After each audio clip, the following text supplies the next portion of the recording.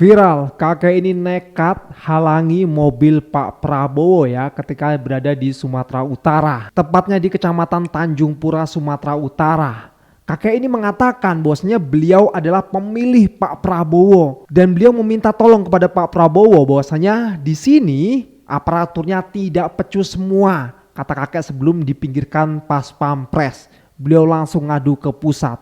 Nah teman-teman semua, ini berita juga belak-belakan ya, di mana Pak Prabowo menolak bantuan dari luar negeri, bantuan untuk ke Aceh ya, ke saudara-saudara kita yang terdampak banjir, lumpur dan juga kayu.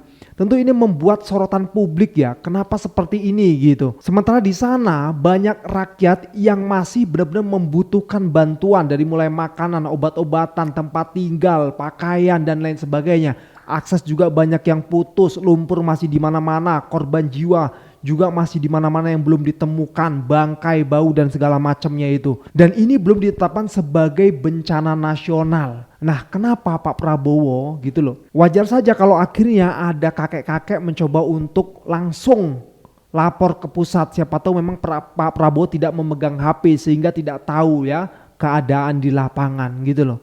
Bagaimana komentar netizen? Kita lihat videonya.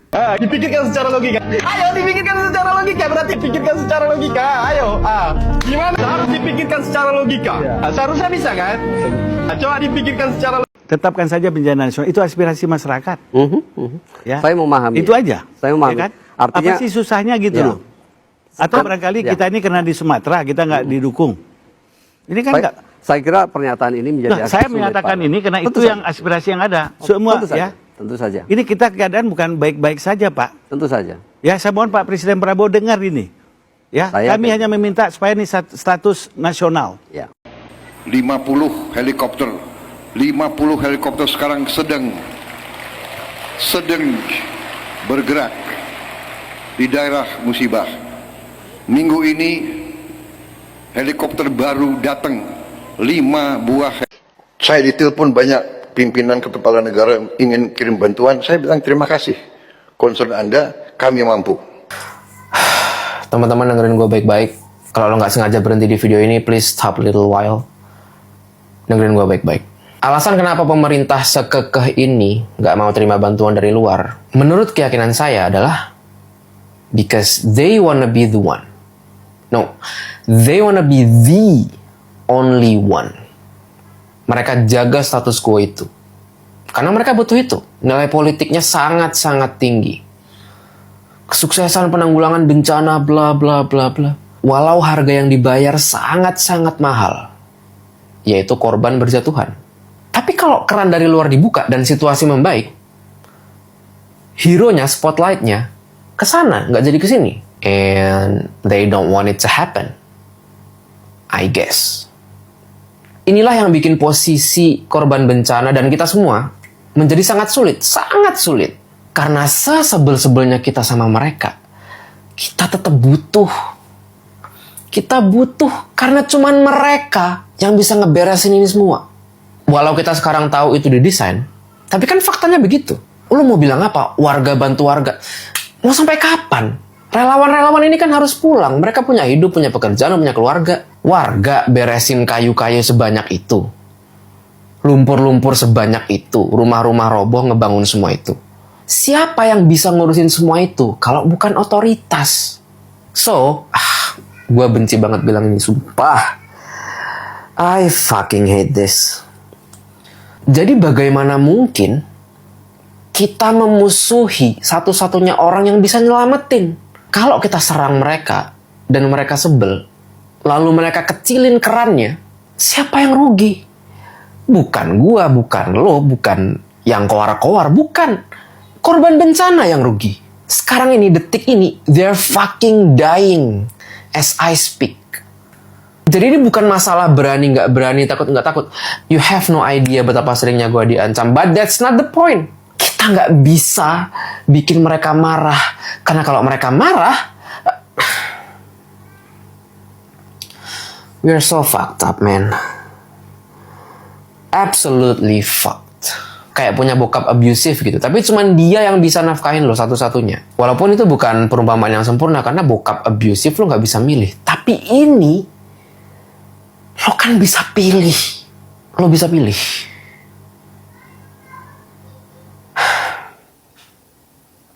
Itu aja. Thanks. Bantuan dari luar negeri bakalan kena pajak karena dianggap barang impor. Berarti empatinya pun pantaslah mahal karena impor ya. Gimana kalau kita impor senjata aja ke Aceh? Bakalan dikenain pajak nggak? Rakyat di sini rumahnya udah nggak ada lagi. Harta benda nggak ada lagi. Pak Mualim, gimana Pak Mualim? Naik utang lagi kita. Prabowo menolak bantuan asing, katanya demi kedaulatan. Tapi negara ini dibangun dengan utang, modal, dan teknologi asing. Rakyat kebanjiran disuruh bangga dan tahan derita. Sementara proyek raksasa disuapi dana luar negeri tanpa banyak bacot. Nasionalisme dipaksa untuk menolak bantuan kemanusiaan, tapi dilacurkan saat proyek butuh uang. Nyawa rakyat dianggap beban, beton proyek dianggap prestasi. Ini bukan kedaulatan, ini munafik terang-terangan. Bangsat. Negara-negara maju kayak Jepang dan Amerika aja kalau kena bencana nggak malu-malu minta bantuan dunia. Lah kita masih sibuk jaga gengsi, padahal rakyatnya udah tenggelam dalam lumpur dan penderitaan. Mereka tolong kita, masa kita persulit ke bodoh? Korban jiwa udah hampir 1.000, jutaan warga terdampak, akses jalan putus, air bersih nggak ada, dan pengungsi kelaparan. Tapi katanya, kita bisa tangani sendiri semuanya. Hebat juga ya. Sayangnya, rakyat nggak hidup dari narasi. Rakyat butuh realisasi. Bantuan internasional itu bukan aib. Kita juga sering bantu negara lain, sekarang giliran kita dibantu. Kok malah jadi alergi? Mungkin mereka lupa. Bantuan dunia bisa datang dalam bentuk yang sangat nyata, seperti helikopter tambahan untuk evakuasi, rumah sakit lapangan dan tim dokter spesialis, kapal logistik untuk jangkau daerah pesisir, sanitasi darurat, dan juga jembatan instan dari negara-negara yang udah biasa handle bencana besar. Kita bukan lemah kalau minta bantuan, kita justru lemah kalau tahu ada nyawa yang bisa diselamatkan, tapi kita lebih memilih untuk jaga citra. Kalau negara gengsi untuk minta tolong, biar rakyat yang bersuara. Karena buat kami, satu nyawa selamat lebih penting dari 1.000 pidato soal martabat. Orang-orang Indonesia, saya just nak bagi nasihat sikit kepada orang Indonesia, tolong jangan undi ataupun vote pemimpin sekarang yang ada ni. Kerana pemimpin korang ni sekarang ni tak ada kepala otak. Otaknya tiada di sini, tiada. Saya jual perfume, saya nak ekspor perfume saya pergi ke Indonesia, macam-macam kekangan, itulah, inilah. Saya faham. Alasan dia adalah untuk protect local product. Okey, kita faham. Tapi bila Malaysia pergi hantar bantuan pergi ke Aceh, itu pun nak dipersulitkan. Saya rasa otak pemimpin korang ni memang tak berfungsi. Bentar ya, sebelum mengomentari apa yang dikatakan Pak Prabowo, ada baiknya kita lihat dulu video ini. 2 hari yang lalu tidak ada, guys. Ini bukti kalau ada kemauan bisa dilakukan. Video itu menjelaskan bahwa di Tamiang Aceh yang namanya tenda darurat itu baru saja berdiri, baru saja terbangun ketika Presiden alias Pak Prabowo baru punya jadwal kunjungan ke Aceh. Saya cuma mau menjelaskan secara singkat aja. Bencana alam di Aceh dan di Sumatera itu hampir berjalan 2 minggu. Tapi ya, kalau yang namanya tenda darurat baru saja terbangun hari ini artinya apa? Ini artinya bencana alam di Sumatera dan di Aceh itu tidak ditanggapi pemerintah pusat secara serius, secara responsif, secara cepat tanggap. Saya di sini tidak sedang menaruh semua kesalahan secara mutlak kepada Prabowo, tidak. Tapi faktanya, lembaga-lembaga pemerintahan yang sifatnya itu pusat, mulai dari BNPB pusat, mulai dari pemerintah pusat, itu sama-sama leletnya. Kepala BNPB pusat yang sempat meremehkan bencana alam di Aceh dan di Sumatera katanya cuma mencekam di media sosial. Saya cuma mau menyayangkan aja gitu loh. Kalau seandainya nih ya, lembaga-lembaga pemerintah pusat itu cepat tanggap di hari-hari krusial, di awal-awal ketika bencana alam Aceh dan Sumatera itu baru terjadi, mungkin hari ini yang namanya beban-beban yang dipikul rakyat yang terdampak bencana alam itu udah ringan.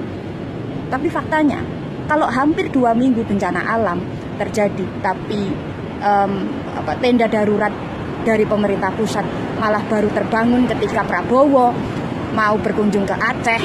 Terus sekarang Prabowo meminta pengungsi untuk memaklumi karena pemerintah tidak punya tongkat Nabi Musa, bantuan butuh waktu dan lain-lain.